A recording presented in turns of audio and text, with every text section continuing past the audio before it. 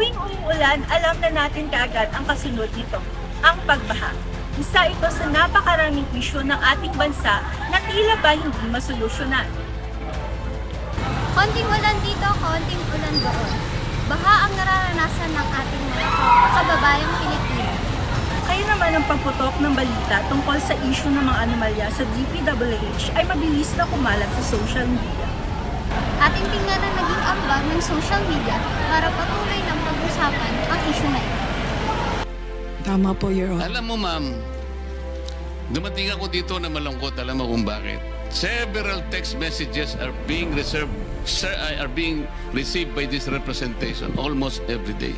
Kikita po namin, sabi niya, kung paano winawaldas ang pera ng bayan. Salamat sa social media dahil dito nalaman natin na tayo pala ay walang kamalay-malay ng ninanakawan ng mga opisyal ng gobyerno. Noong nakaraang Setyembre lamang ay may naganap na trillion peso march. Libo-libong mga mamamayang Pilipino ang dumating. Pero paano nga ba kumalat ang ganitong impormasyon na magkakaroon ng malawakang rally?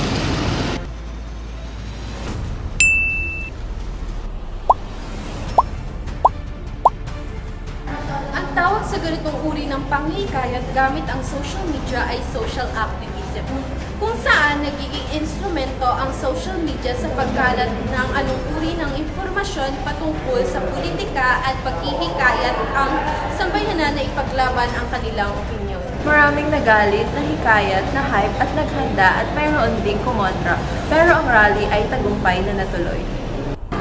At ngayon, nandito tayo sa University of Perpetual Health System Data upang interviewin ang mga ilang estudyante sa kanilang opinion about this issue. Nakita niyo po ba yung panghinikayat ng mga ibang Pilipino about dun sa trillion peso march sa kahit anong social media platform?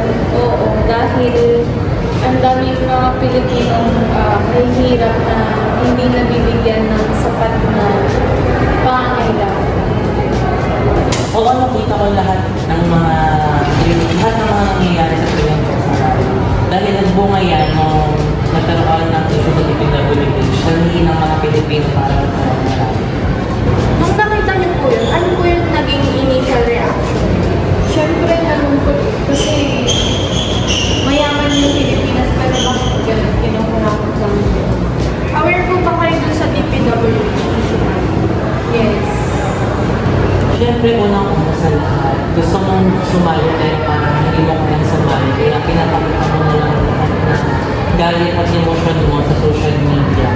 Dahil yung social media pag mong gamitin ngayon as a way para ma-call out yung mga tao dapat makapanagot at kumalit yung balita na mayroon na parang nangyayari ganito sa Pilipinas na hindi alam ng ibang tao. Sabihin natin, yung iba clueless, yung iba hindi nila alam kung ano yung gagawin nila. Kaya mas maganda na ipakita sila sa social media. Nabanggit niyo po kanina na nakita niyo po yung mga post about dun sa trillion peso march. Nahikayat po ba kayong sumali? Oo, pero hindi kasi yung schedule kaya through social media ko na lang yung pinapakita.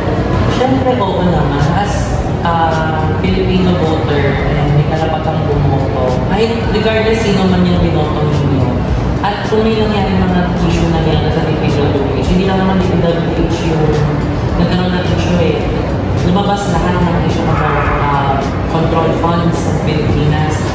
Sa akin na, oo, sasali ako, pero dahil sa kalagayan ng ibang Pilipino at dahil sa kalayuan ng Metro Manila, hindi na muna ako sumali dahil hirap, lalo na ngayon sa biyahe.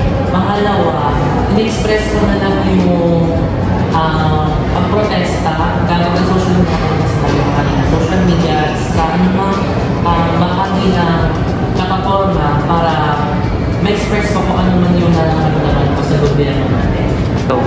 Sa tingin niyo po, ano po ang importansya or ang pinaka-role ng social media sa pagkalat ng mga ganitong klase?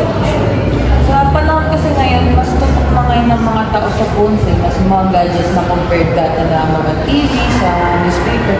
Ngayon, pag sa phone kasi, unang pindot mo lang, nandyan na lahat. Pero syempre, dapat mag-ingat pa rin tayo kasi hindi natin maiwasan mga fake news. Kailangan mag-check pa rin ng kung credible ba yung source na pinagtitingnan para kahit na paano ma-lessen yung anxiety ng mga tao na gano'n na kalimutan na true source. Sa kanilang mga sagot, nakita talaga natin ang kahalagahan ng social media sa pagkalat ng mga ganitong issue.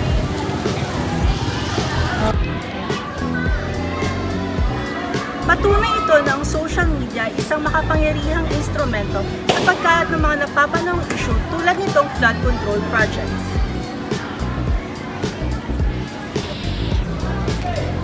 Sa pamamagitan ng isang click, alam natin na ang buong mundo agad ang makakita ng kung ano-ano man ang gusto natin i-post. Kaya sa mga ganitong issue, magbasa, mag-scroll at makialam. At bilang kabataan, gamitin natin ang ating boses. At iba pang paraan sa kahit anumang pagkakataon upang ang mga ganitong issue ay hindi pa kailanman malimutan. Kami ang Group 3 at ito ang Tala Media!